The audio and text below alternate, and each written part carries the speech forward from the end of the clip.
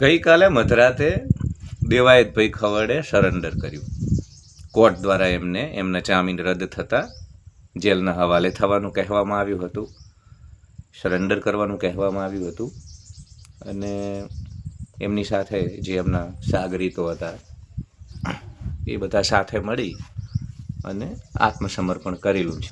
હવે આ ઘટનાને લઈ અને જે પ્રકારે બાલિશ અપરિપક્વ છેલ બટાવ કવરેજ ચાલી રહ્યું છે, કોઈ દેવાયતભાઈને ફોન કરી અને એવું પૂછે છે કે તમને કેવું લાગી રહ્યું છે, હવે તમે મોરે મોરો આવશો, આગામી તમારી યોજના શું, ફરી મોરે મોરો આવશો. એટલે આપણને એમ થાય કે આ પત્રકારત્વ છે ભાઈ. ને રાણો ભરાઈ ગયો ને રાણા ફરીથી જેલના હવાલે ને છટકી નહીં શકે ને મતલબ જે પ્રકારે આખું, એટલે તો ભાઈ એને ખબર જ હોય ને, જ્યારે એને કર્યું આ બધો આખો ઘટનાક્રમ જ્યારે બન્યો ત્યારે એને ખબર જ હોય ને કે ભાઈ હું શું કરી રહ્યો છું અને આના શું પ્રત્યાઘાતો પડી શકે, કોન્સિક્વન્સીસ શું હોઈ શકે આ પ્રકારનું કૃત્ય કર્યા, એ બધું એને ખબર જ હોય ને. એટલે માનસિક તૈયારી સાથે જ મનુષ્યએ કર્યું હોય.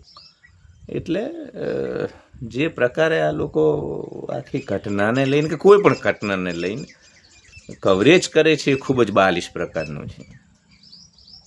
અને ખાસ કરીને જે પ્રશ્નો પૂછવામાં આવે દેવાયત ખબરને, તો કઈ રીતે એક કેસ ચાલી રહ્યો છે, એક ઝઘડો ચાલી રહ્યો છે, એની વચ્ચે કોઈ માણસ તમને રાજકીય પ્રાદેશિક ચેનલો ઉપર થોડું એવું કહેવાનો છે કે હું શું કરીશ હવે અને ફરીથી મોરે મોરો, અને એ બધું ઠીક છે તમારા ટીઆરપી માટે થઈ અને તમે આ બધું ચલાવો આપણા 24 કલાકના સ્લોટને ભરવા માટે. પણ એક કલાકાર તરીકે થોડું આ બધું એનું પેટ થોડું આપણને આપવાનું, નિખાલસ ભાવે આવી ચર્ચાઓ ન હોય ઝઘડાની.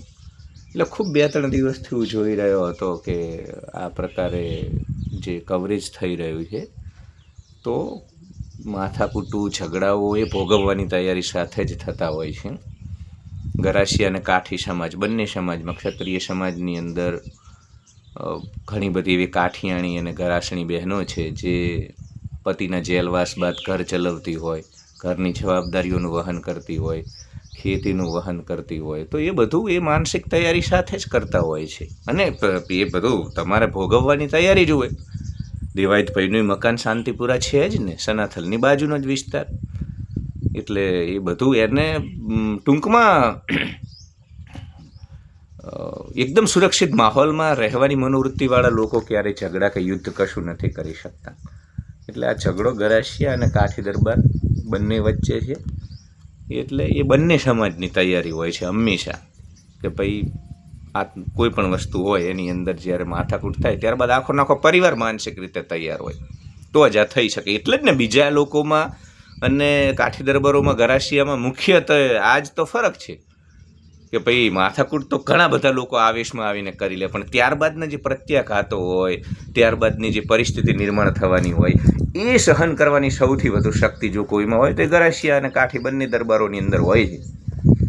એટલે બધી માનસિક તૈયારી અને કારકિર્દીને તમને મને આપણે તો પૂજ્યો ભાઈ આપણને ઓળખતું નથી ને આપણને જો આપણું નુકસાન થઈ જવાનો ડર હોય તો દેવાયતભાઈએ વિચાર કર્યો હશે ને, એને કરોડો રૂપિયાના કોન્ટ્રાક્ટ હોય, એની કારકિર્દી છે, ઘણું બધું દાવ ઉપર લાગે.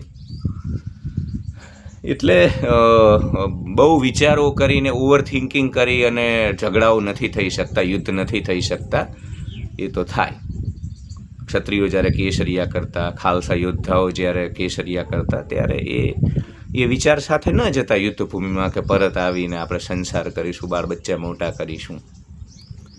એ તો યુદ્ધની ધરાતલ ઉપર જે થાય એ જે તે સમયે એનો માનસિક સ્વીકાર કરીને જ બધું થતું હોય છે.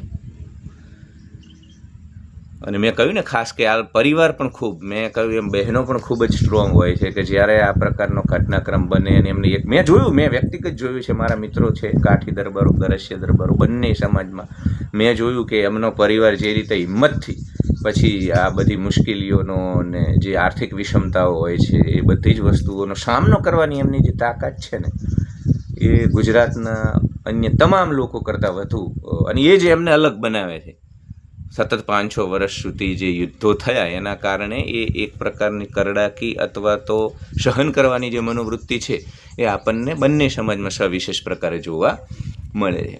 એટલે ઠીક છે, કાયદો કાયદાનું કામ કરશે, અને દેવાયત ભાઈ ખુદ પણ ક્લિપ કહી રહ્યા છે કે ભાઈ હું બંધારણનું, કાયદાનું, ન્યાયતંત્રનું સન્માન કરું છું, જે કંઈ સજા થશે, જે કંઈ મારે ભોગવવાનું થશે એ ભોગવીશ.